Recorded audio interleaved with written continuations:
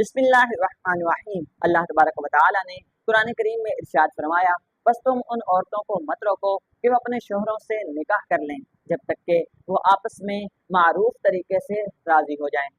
अस्सलामु अलैकुम वरहमतुल्लाहि वबरकातुहू। उम्मीद करता हूँ आप सब लोग खैर आफियत से होंगे। मेरी तरफ से तमाम देखने वालों को ज़ैन स्पीक्स पर खुश आमदीद। आज की इस वीडियो में मैं आपके लिए एक बहुत ही अहम मौजू लेकर आया हूँ। जैसा कि आप जानते हैं कि हमारे माशरे के मसाइल रोज़ बरोज़ बढ़ते जा रहे हैं।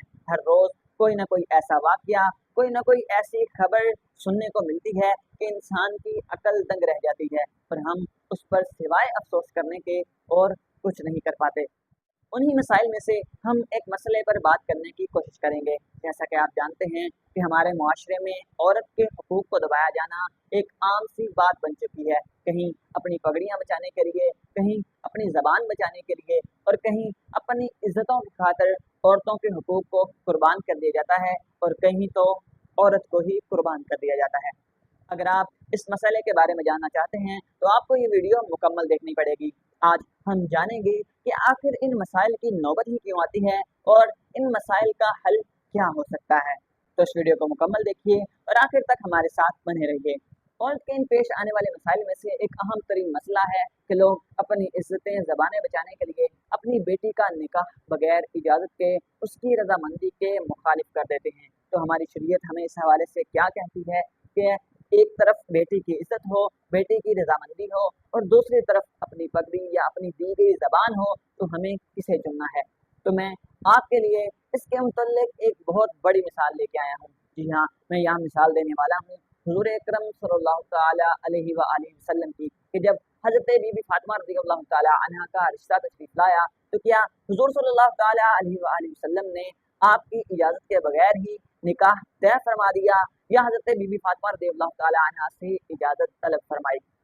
जैसा कि आप बखूबी जानते हैं कि हज़रत बीबी फातिमा रज़ियल्लाहु तआला अन्हा की तरबियत हुज़ूर सल्लल्लाहु तआला अलैहि व आलिहि वसल्लम ने ऐसे फरमा रखी थी कि अगर आप उनकी इजाज़त के बगैर भी हज़रत फातिमा रज़ियल्लाहु तआला अन्हा का निकाह तय फरमा देते तो आप पर ये कभी भी गिरा ना गुजरता, क्योंकि जो निकाह का पैगाम था वो किसी आम शख्सियत की तरफ से नहीं था, बल्कि वो ऐसी शख्सियत की तरफ से था जिनके बारे में नबी करीम सल्लल्लाहु तआला अलैहि वसल्लम ने इरशाद फरमाया कि तुम मेरे लिए ऐसे हो जैसे मूसा के लिए हारून थे। जी हाँ, मैं बात कर रहा हूँ हज़रत अली अल-मुर्तज़ा रज़ियल्लाहु तआला अन्हु की। यह पैगाम हज़रत अली रज़ियल्लाहु तआला अन्हु की तरफ से था। आप सल्लल्लाहु तआला अलैहि वसल्लम ने उम्मत की तालीम के लिए, ये बात सिखाने के लिए, ये बात बतलाने के लिए कि ये बेटी का बुनियादी हक है कि उससे इजाज़त तलब की जाए, उसके निकाह से पहले उसकी रजामंदी ज़रूरी है। इसलिए हुज़ूर अकरम सल्लल्लाहु तआला अलैहि वसल्लम ने हज़रत बीबी फातिमा रज़ियल्लाहु तआला अन्हा से इजाज़त तलब फरमाई। तो जब हुज़ूर अकरम सल्लल्लाहु तआला अलैहि वसल्लम हज़रत फातिमा रज़ियल्लाहु तआला अन्हा का निकाह उनकी बगैर इजाज़त के नहीं तय फरमा रहे, तो मैं या आप कौन होते हैं औरत पर बगैर उसकी इजाज़त के उसके हकूक़ को तलब करने वाले। जी हाँ, हमें कभी भी हक नहीं है कि हम औरत को दबाने की कोशिश करें या उसके हकूक़ को मसख़ करने की कोशिश करें। याद रखिए, अगर आप ऐसा करेंगे तो क़यामत के दिन इसका सवाल ज़रूर होगा। जैसा कि आप जानते हैं कि हमारा मुआशरा एक बहुत ही ख़तरनाक मोड़ पर है। इस सूरत में अपनी औलाद की अच्छी तरबियत करना वालिदैन के लिए एक बहुत बड़ा चैलेंज है। आज के इस वीडियो में हम बात करेंगे कि ख़ास तौर पर एक बेटी की अच्छी तरबियत कैसी की जाए। मैं यहाँ मारपीट वाली या तशद्दुद वाली तरबियत के बारे में बात नहीं कर रहा। एक औरत को संभालने का ये एक वाहिद रास्ता बिल्कुल नहीं है। यहाँ मैं बात कर रहा हूँ उस तरबियत की जो एक वालिद के तौर पर हुज़ूर अकरम सल्लल्लाहु तआला अलैहि वसल्लम ने हज़रत फातिमा रज़ियल्लाहु तआला अन्हा की फरमाई। मैं उस तरबियत की बात कर रहा हूँ जो एक शौहर के तौर पर हुज़ूर सल्लल्लाहु तआला अलैहि वसल्लम ने हज़रत आयशा रज़ियल्लाहु तआला अन्हा की तरबियत फरमाई। अपनी बेटी, बहन, बीवी की तरबियत ऐसी करें कि उसको इस्लाम के उसूलों पर चलना उसके लिए पाबंदी ना लगे, बल्कि उसको मालूम हो कि ये मेरी ही हिफाजत का एक तरीका है। मसलन उसको हिजाब या पर्दा करना एक पिंजरा ना लगे। अब वो अपने वालिद, भाई या शौहर के डर से पर्दा ना करे, बल्कि उसके ज़हन में ये चीज़ बचपन से ही होनी चाहिए कि ये पर्दा मेरे लिए हिफाजत का एक बहुत बड़ा तरीका है।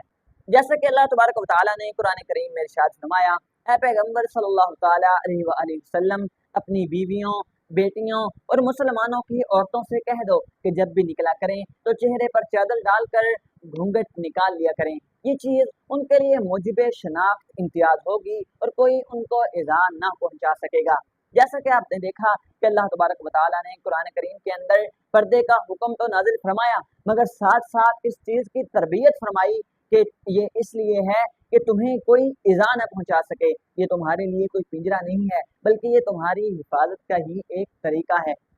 इसी तरह जब भी अपनी बेटी, अपनी बीवी, अपनी बहन की तरबियत करें, पर्दे की मैंने एक मिसाल दी, किसी भी हवाले से तरबियत करें तो उनको बताएं कि ये चीज़ तुम्हारे लिए ही फ़ायदा देती है। जैसे मैं नमाज अपने अमाल के लिए पढ़ता हूँ, इसीलिए पर्दा तुम मेरे लिए नहीं बल्कि अपने लिए करो कि ये तुम्हारे लिए ही हिफाजत का एक तरीका है।